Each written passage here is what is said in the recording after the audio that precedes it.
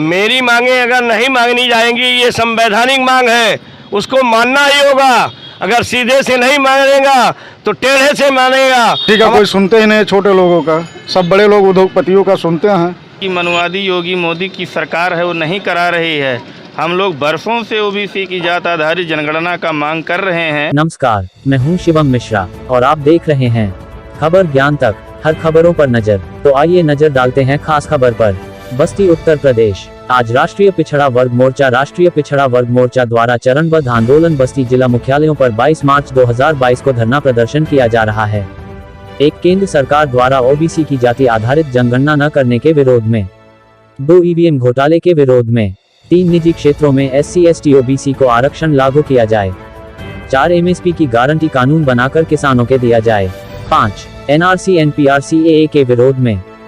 6, पुरानी pension scheme बहाल किया जाए। 7, मध्य प्रदेश और उड़ीसा में पंचायत चुनाव में OBC आरक्षण में सब सेपरेट इलेक्टोरेट लागू किया जाए। 8, विकास के नाम पर, पर्यावरण संरक्षण के नाम पर एवं जानवरों के संरक्षण के नाम पर आदिवासियों के उनके जल जंगल जमीन से विस्थापित करने के विरोध में। 9, लॉकडाउन में चुपके से मजदूरों के खिलाफ बनाए गए श्रम कानून के विरोध में। 10, जबरदस्ती दबाव बनाकर वैक्सीनेशन लगाने के विरोध में। उपरोक्त 10 मुद्दों पर धरना प्रदर्शन किया जा रहा है। भारत में राष्ट्रीय पिछड़ा वर्ग मोर्चा के द्वारा किया जा रहा है। बहुजन मुक्ति पार्टी का प्रत्याशी मैं बस्ती सदर से चुनाव लड़ चुका हूं और ये ईवीएम के खिलाफ हम लोग मुद्दा उठाए हैं, धरना कर रहे हैं। और हमें समाज में शिक्षा चाहिए और रोजगार चाहिए, ये हमको 85% के लोगों को मिल नहीं रहा है। इसी की लड़ाई हम लोग लड़ रहे हैं, धरना दे रहे हैं, ईवीएम के खिलाफ दे रहे हैं। और हमारे दलितों का उत्पीड़न किया जाता है, महिलाओं के साथ अत्याचार हो रहा है। क्या नाम है आपका? प्रदीप कुमार चौधरी। बहुजन मुक्ति पार्टी के प्रत्याशी भी रह चुका हूं बस्ती सदर से। और मैं इसी जनता का भलाई हो ही नहीं रहा छोटे लोगों का। ये आप लोगों का धरना कब तक चलेगा? ये धरना जब तक हमारी मुद्दा नहीं सुना जाएगा, जब तक पूरा नहीं करेगा प्रशासन, तब तक ये चलेगा। ये अनिश्चितकालीन धरना? हाँ, ये हमेशा चलेगा जब तक पूरा नहीं करेंगे हमारी मांगों को। ये मांगों को लेकर हम लोग धरना देंगे, बराबर देते रहेंगे और हर जिलों में चलेगा।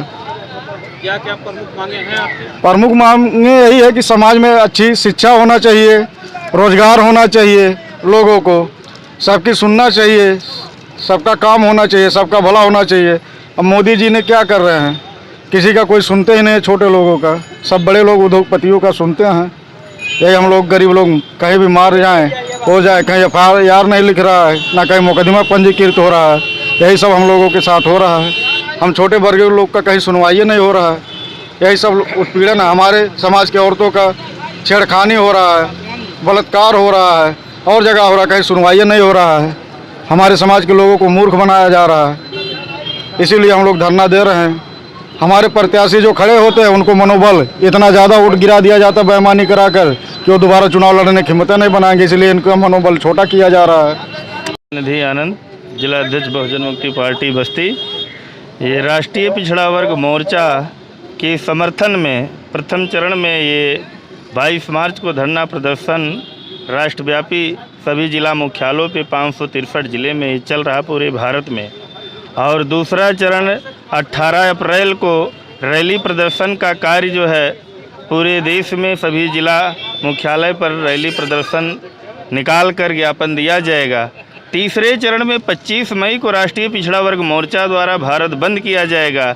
इसमें जो प्रमुख मुद्दे हैं, ओबीसी की जात आधारित जनगणना जो वर्तमान की मनुवादी योगी मोदी की सरकार है वो नहीं करा रही है। हम लोग बरसों से ओबीसी की जात आधारित जनगणना का मांग कर रहे हैं, क्योंकि इस देश में सबसे बड़ा पॉपुलेशन ओबीसी समाज का है। ओबीसी का अगर जात आधारित जनगणना नहीं होगा तो हक अधिकार से वो वंचित रहेगा। दूसरा, हम लोगों का राष्ट्रव्यापी सबसे बड़ा मुद्दा है वोटिंग मशीन। वोटिंग मशीन के घोटाले की बदौलत इस देश में जो सरकार देश प्रदेश में बनाई जा रही है, उस सरकार इस देश में मूल निवासी बहुजन समाज का बड़े पैमाने पे अधिकारों से वंचित कर रही है और अधिकारों का हत्या कर रही है। तो हम लोगों को इस देश में वोटिंग मशीन के विरोध में सबसे बड़े पैमाने पर ये आंदोलन चलाया जा रहा है और 25 मई को भारत बंद किया जाएगा, ताकि इस देश को, लोकतंत्र को और संविधान को बचाया जा सके। यही हमारी मांग है। मैं RK गौतम, प्रदेश उपाध्यक्ष बहुजन मुक्ति पार्टी।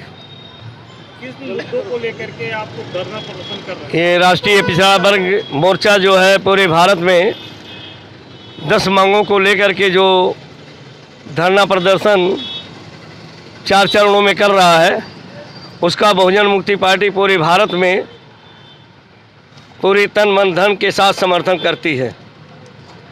उसी के उपलक्ष्य में आज मैं प्रदेश उपाध्यक्ष मैं बहुजन इसका समर्थन करने के लिए यहाँ पर पूरे अपने समस्त कार्यकर्ताओं के साथ उपस्थित हूँ।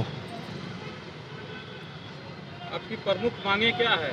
हमारी मांगे हैं कि पहली मांग मेरी है कि जाति आधारित जनगणना किया जाए। दूसरी मांग है जिसकी जितनी संख्या है उतना उनको प्रतिनिधित्व दिया जाए। तीसरी मांग है कि प्राइवेट सेक्टर में भी रिजर्वेशन लागू किया जाए। चौथी मांग है कि मेरा सरकारी कर्मचारियों की पेंशन तत्काल बहाल किया जाए। और पांचवी मांग है कि समान शिक्षा लागू किया जाए।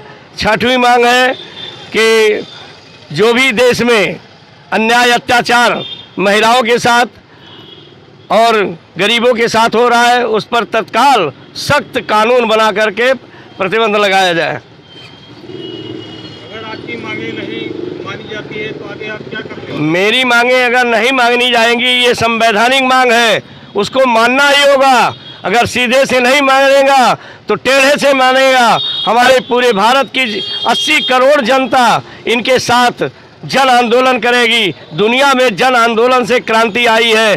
भारत में जातिवाद होने की वजह से क्रांति नहीं हो रही है, लेकिन फिर भी बहुजन मुक्ति पार्टी इस भारत में क्रांति से सारी समस्याओं का समाधान करेगी और जो जुल्म करने वाले लोग हैं उनका खात्मा करेगी। हमारा गौरी शंकर नाम है और मैं अर्जक समाज का राष्ट्रीय संयोजक हूँ। आज जो ये कार्यक्रम यहाँ चल रहा है पिछड़ा वर्ग मोर्चा के तरफ से जातिवार गणना के लिए पूरे देश में इस पे आंदोलन चल रहे हैं और हमारा ये मानना है कि जिस देश में जैसी संस्कृति रहती है उसी हिसाब से सत्ता उसके हाथ में रहती है। हमारे देश में विषमता मूलक हिंदू संस्कृति व्याप्त है और जब तक इस विषमता मूलक संस्कृति को त्याग करके हम मानववादी संस्कृति स्थापित नहीं कर लेते हैं तब तक जो है पूरे देश में समता मूलक समाज की स्थापना नहीं हो सकती।